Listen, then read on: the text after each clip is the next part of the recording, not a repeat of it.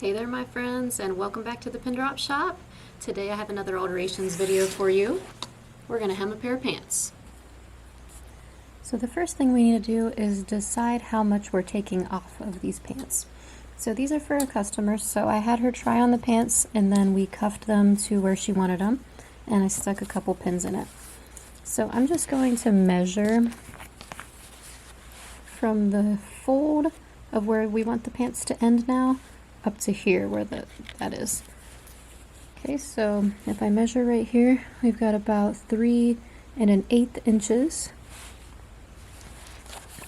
Let's measure at the other pin. Got about 3 inches. And over here at the other pin, we've got about 3 inches. So I'm just going to make that 3 inches. If yours were drastically different, I would go by whatever you marked where the back of the pants are, like where the shoe is touching the ground, because that's the most important thing. Usually people are having their pants hemmed so that they don't touch the ground in the back. So we're going to take 3 inches off these pants. So now we need to measure how much of a hem we're taking. So I usually do exactly what was done when the garment came to me. So usually this is going to be 5/8, and this is also 5/8, and that's twice. So they folded it once and they folded it again. So that's a total of 1 1/4 inches that are wrapped up in this fold here. So we're going to take 3 inches, which is the amount we're removing, and we're going to subtract 1 1/4 inches from that. So that's going to leave us with 1 3/4 inches. So 1 3/4 inches is what we're going to cut off these pants. So now that we know that, we can write that down and we can take these pins out. So I'm going to write 1 3/4 inches we're going to cut off. And we're removing a total of 3 inches. And our hem is going to be 5/8 and 5/8 for a total of 1 1/4 inches.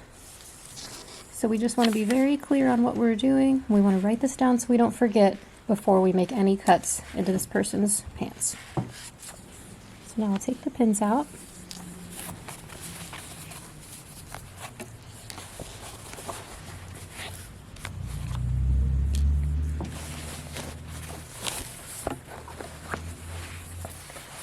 These pants are very widely flared, and unfortunately we're going to lose some of that flare by hemming them, and there's nothing we can do about that.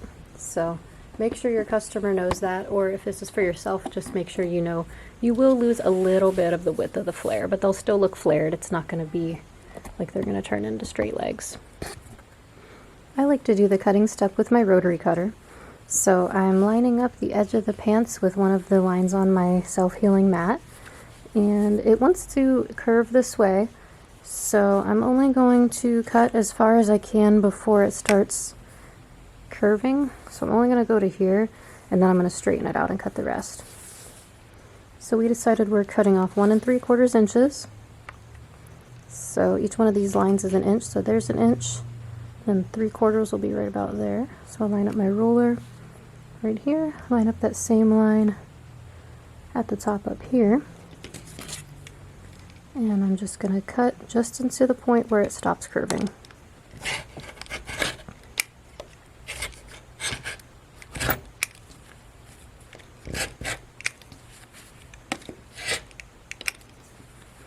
And make sure that when you look in here that both layers are both at the edge and one's not like in further or something like that. It's tough to cut through this. If you wanted to use scissors, that'd be fine too. You could use your roller and mark a line and then cut on the line.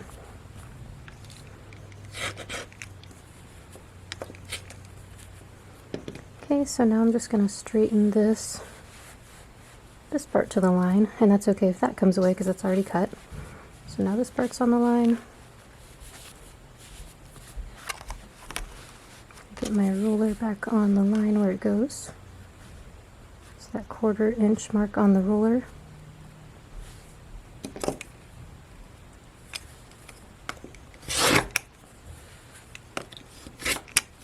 Okay, and we'll repeat for the other leg.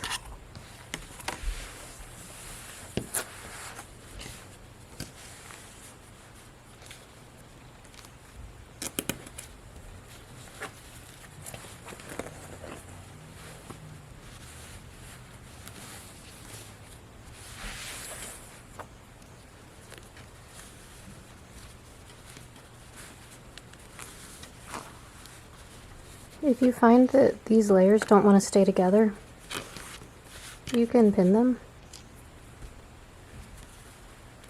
Just make sure you're pinning somewhere that's not directly in the line that you're about to cut.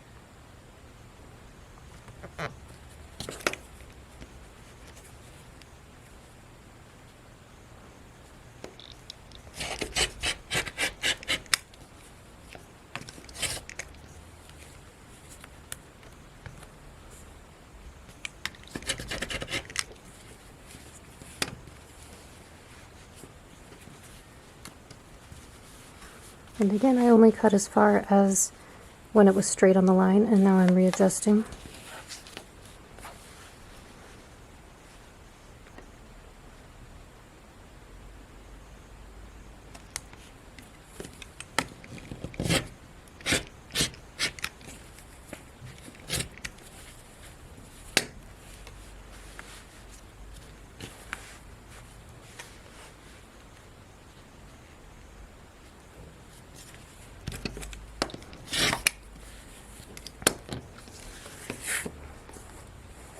Okay, so now we have cut. The next step is to go up to the ironing board. Okay, I turned the pants inside out for this step, and now we're going to iron these up 5/8 and then 5/8 again for a total of 1 1/4 inches, and then that will be where the desired length is. So just fold to where you think is about 5/8 of an inch, and then check it with your ruler. My little seam gauge is 5/8 inch this way, because that's a common seam allowance for clothing. So there's that. So I'm going to press it.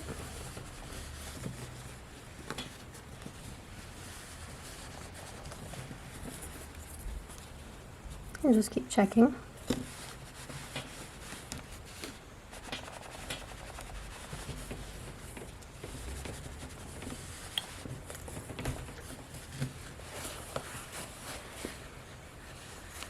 And then just kind of move it around like this so you can get the whole thing to fold. And it's not going to be exactly 5/8 of an inch automatically, but all you have to make sure is that by the time your iron touches it, that it is 5/8 of an inch. So don't worry about getting all this correct right now, just the part you're going to iron.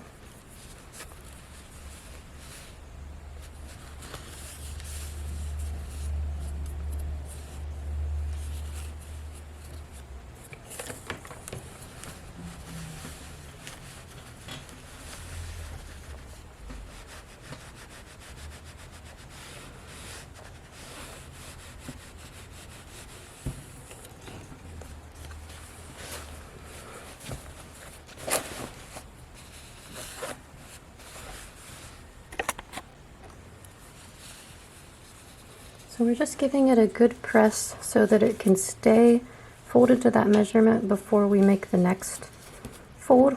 And what is helpful to me is a tailor's clapper. So a lot of times you can get a better, more crisp iron with the tailor's clapper than if you use the iron alone.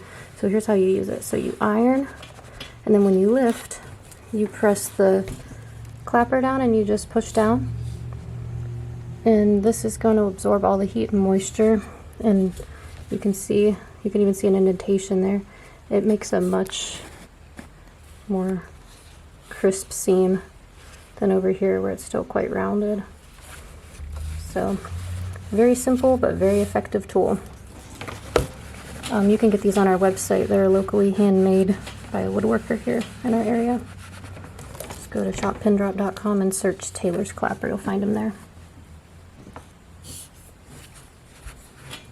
These are great for quilting too, just anything where you need to be able to press and have your press be effective. There we go. So there's the first fold. So now we'll just take this and fold it again so that it's right there. So it's just you're folding right where that raw edge is, like that. And you shouldn't have to measure it again. But if you want to, you can check that it's still 5/8. But as long as you're folding right where that raw edge was, you're good.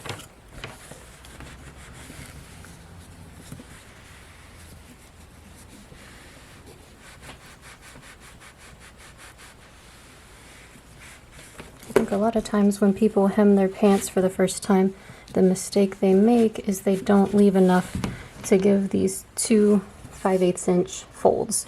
They try to do a little skinny one, and then it just doesn't look right, and it always wants to flip back up. So now for this part, after each section, we can put some pins. And we don't need a ton of pins, just maybe 5 or 6 around the entire leg.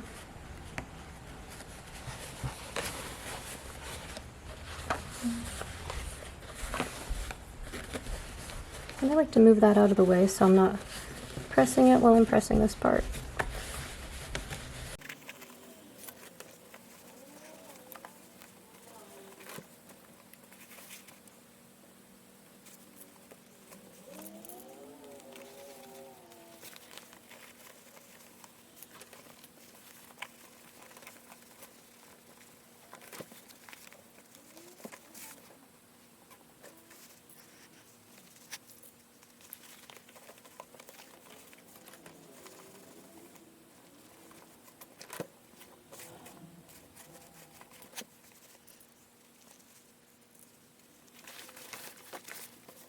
Beat for the other pant leg, so fold it to where you think it's about 5/8 of an inch. Check it, adjust if needed, press it.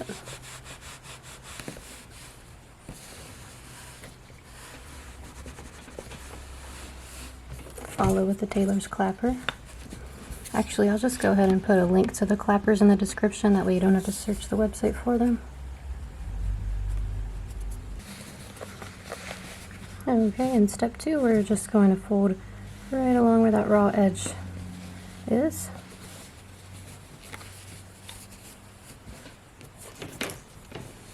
Press.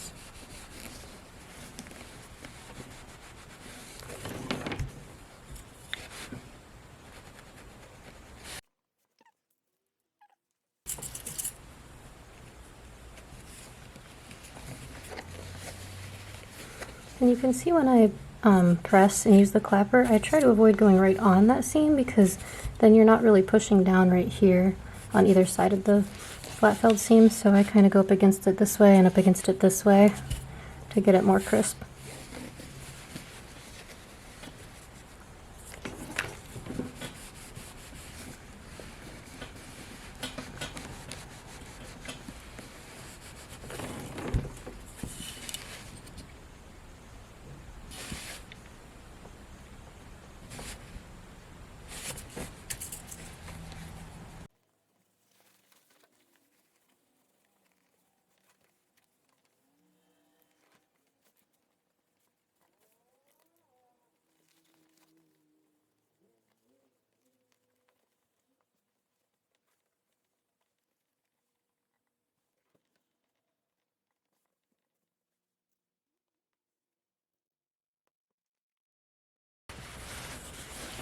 Alright, we are pressed up, pinned up, and we are ready to sew. If you're using a domestic machine where you can get the free arm out like this, you can do that and take the pant leg and you can slide the pant leg underneath the free arm and over top of the free arm like this, so that you don't accidentally sew through the pants. And then you would line up right here and sew close to the edge. I'm going to use my industrial machine, but if you were using a domestic machine, this is what you would do.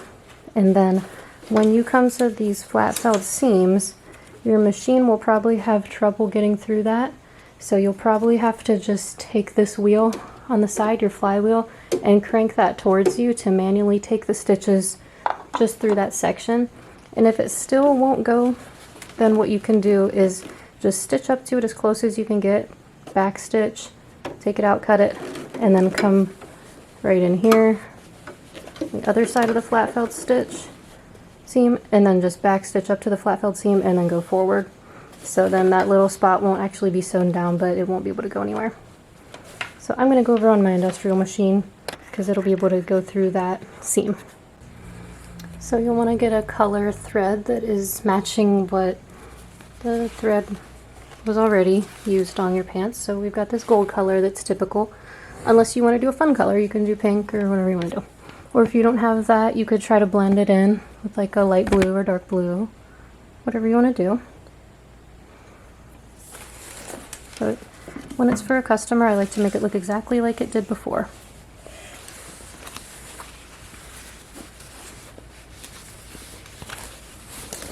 So I'm going to start near the flat felled seam. About there. And I'm just being careful, since my machine doesn't have a free arm, I have to push that other layer over to the left and make sure I don't accidentally sew through it, or we'll have to get out the seam ripper. Okay, let's go.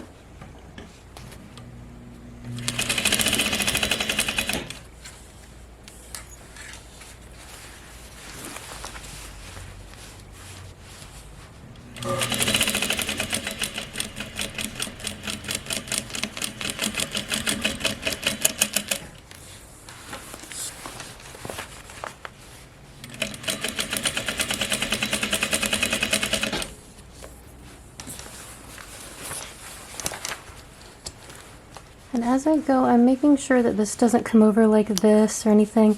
I'm always kind of feeling that my fold is kept intact at the measurement that we want it at. And if you have stretchy pants, be careful that you're not stretching as you're sewing. You want to pull on it a little bit to make sure it stays flat and straight, but do not pull it to the point that the fabric's actually stretching, because that'll make your stitch look ripply.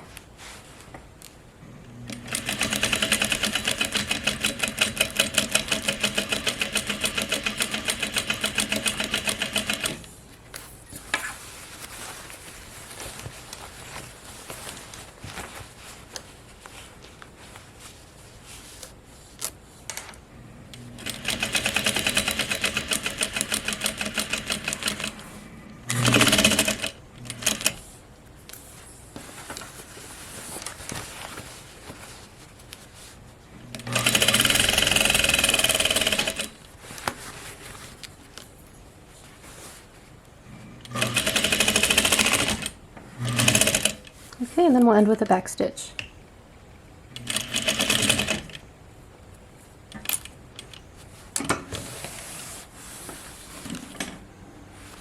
Looks good.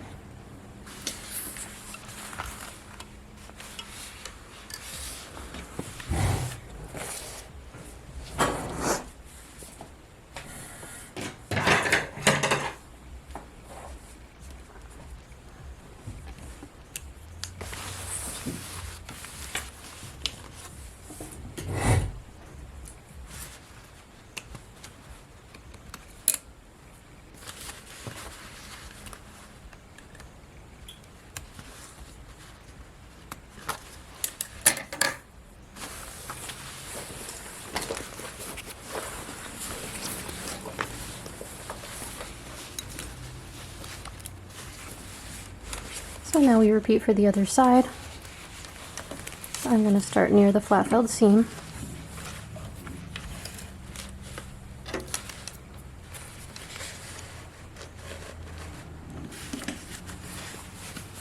Make sure my second layer is pushed over here so I don't sew through it.